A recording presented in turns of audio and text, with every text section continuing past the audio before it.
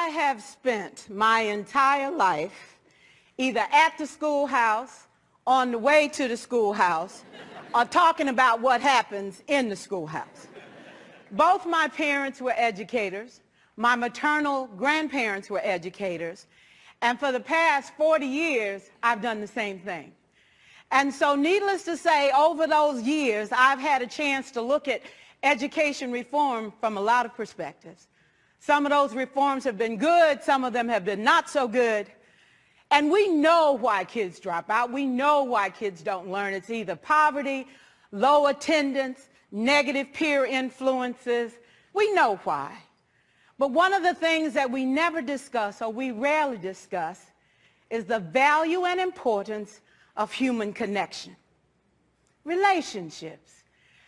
James Comer says that no significant learning can occur without a significant relationship.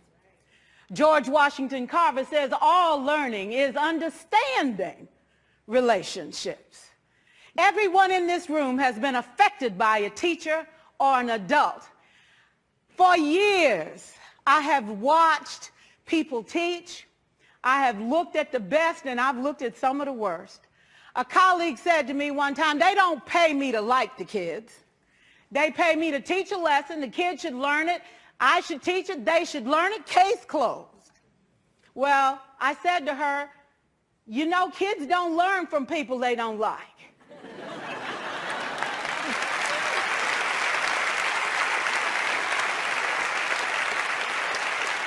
She said, that's just a bunch of hooey. And I said to her, well, your year is going to be long and arduous, dear. Needless to say, it was. Some people think that you can either have it in you to build a relationship or you don't. I think Stephen Covey had the right idea. He said you ought to just throw in a few simple things, like seeking first to understand as opposed to being understood. Simple things like apologizing. You ever thought about that? Tell a kid you're sorry, they're in shock.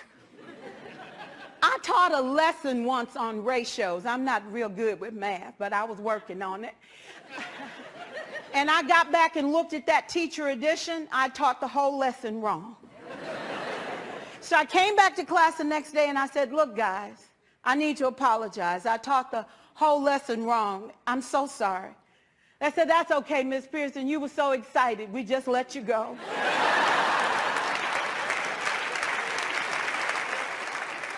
I have had classes that were so low, so academically deficient that I cried. I wondered, how am I going to take this group in 9 months from where they are to where they need to be? And it was difficult. It was awfully hard. How do I raise the self-esteem of a child and his academic achievement at the same time? One year I came up with a bright idea. I told all my students, you were chosen to be in my class because I am the best teacher and you are the best students. They put us all together so we could show everybody else how to do it. One of the students said, really? I said, really? We have to show the other classes how to do it. So when we walk down the hall, people will notice us. So you can't make noise. You just have to strut. And I gave him a saying to say, I am somebody. I was somebody when I came. I'll be a better somebody when I leave. I am powerful and I am strong. I deserve the education that I get here. I have things to do, people to impress, and places to go. And they said, yeah. You say it long enough, it starts to be a part of you. And so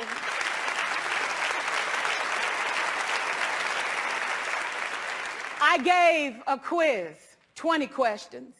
Student missed 18. I put a +2 on this paper and a big smiley face.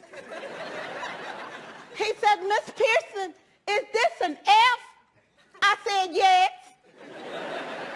He said, then why'd you put a smiley face? I said, because you on the roll. You got 2 right, you didn't miss them all. I said, and when we review this, won't you do better? He said, yes, ma'am, I can do better. You see, -18 sucks all the life out of you. +2 said, I ain't all bad.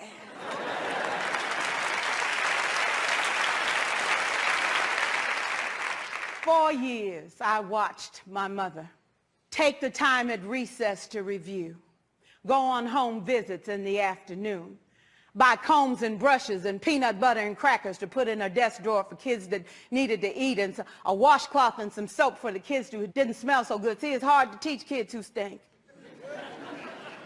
And kids can be cruel. And so she kept those things in her desk, and years later, after she retired, I watched some of those same kids come through and say to her, you know, Miss Walker, you made a difference in my life. You made it work for me. You made me feel like I was somebody when I knew at the bottom I wasn't. And I want you to just see what I've become. And when my mama died 2 years ago at 92, there were so many former students at her funeral. It brought tears to my eyes, not because she was gone, but because she left a legacy of relationships that could never disappear. Can we stand to have more relationships? Absolutely. Will you like all your children? Of course not. And you know your toughest kids are never absent. Never. You won't like them all, and the tough ones show up for a reason. It's the connection. It's the relationships.